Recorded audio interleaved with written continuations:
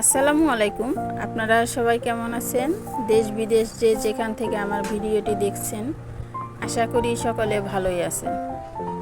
তো আজকে আমি রান্না করব চাল কুমড়োর ঝাঁজ। তো ভিডিওটি একটু অন্যরকম হতে চলেছে, আপনারা ভিডিওটি না টেনে পুরোটাই দেখতে থাকুন কিভাবে এই চাল কুমড়োর ঝাঁজটা রান্না করি। এখানে নিয়ে নিলাম কিছু সরিষা,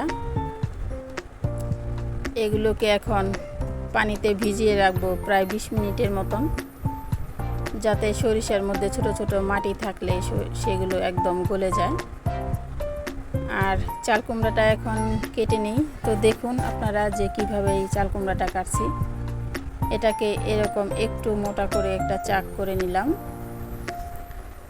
এরপর এটার মাঝখানটা একটু কেটে দেব, কিন্তু একদমই পুরোপুরি আলাদা করব না। দেখুন মাঝখানে একটা পকেটের মতো হবে। তো আপনাদের সুবিধার্থে আমি আরও একটা দেখিয়ে দিই।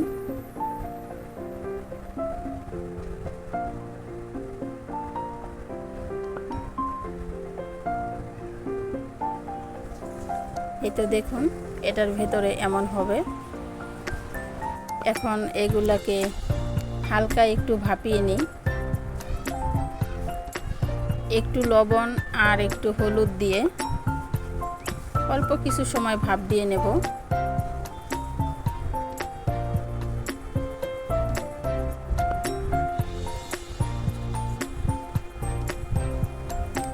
এটা বলক উঠে এসেছে, এখন আমি এগুলোকে নামিয়ে নেব।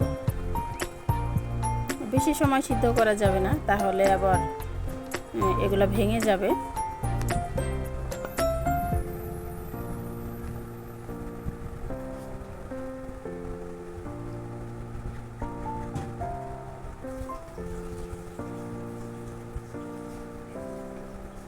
এগুলোকে উঠানোর পর আমি পানিটা ঝরিয়ে ঠান্ডা করে নেব।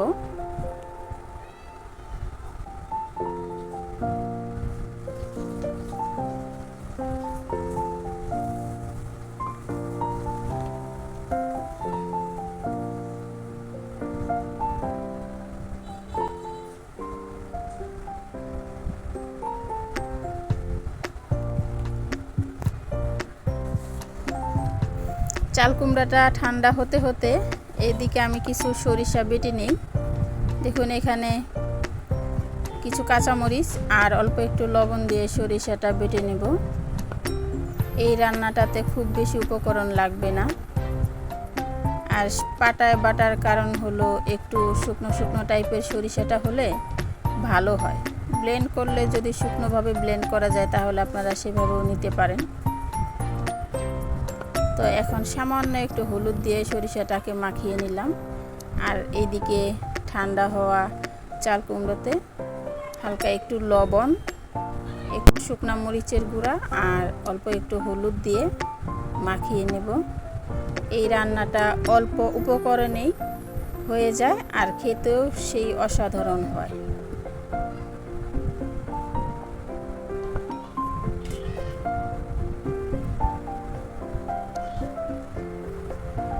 মশলাগুলো সব মাখিয়ে নিলাম। এখন চাল কুমড়ার পকেটের মধ্যে দিয়ে দেব সেই বাটা সরিষাগুলো। দেখুন এটাকে আমি কিভাবে ভিতরে দিয়ে নিলাম।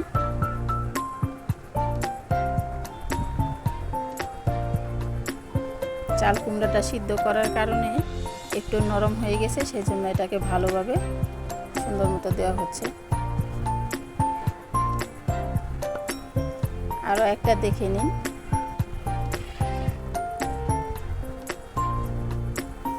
এভাবেই আমি সবগুলোকেই সাজিয়ে নেব।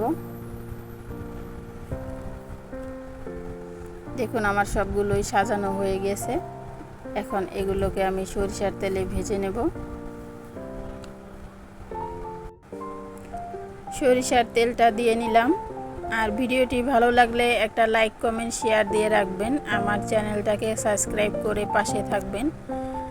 আর যদি আপনারা ফেসবুক থেকে দেখে থাকেন তাহলে একটা ফলো দিয়ে দিবেন, যাতে করে আমার সব ভিডিওগুলো আপনাদের কাছে পৌঁছে যায়। এখন এগুলোকে ভেজে নেই চুলার আঁচটা একটু মিডিয়াম রেখে চাল কুমড়াগুলোকে ভেজে নেব।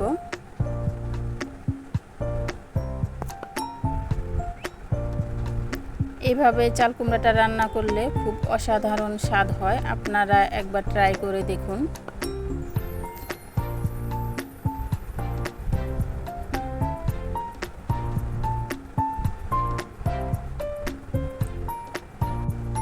এইভাবে রান্না করে আপনারা কে কে খেয়েছেন কমেন্টস করে জানাবেন।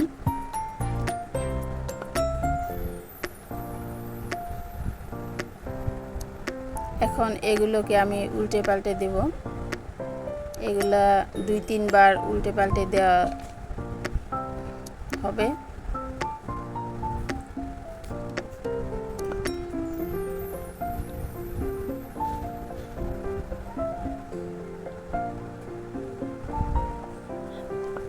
দেখুন, দেখতে খুবই সুন্দর লাগছে।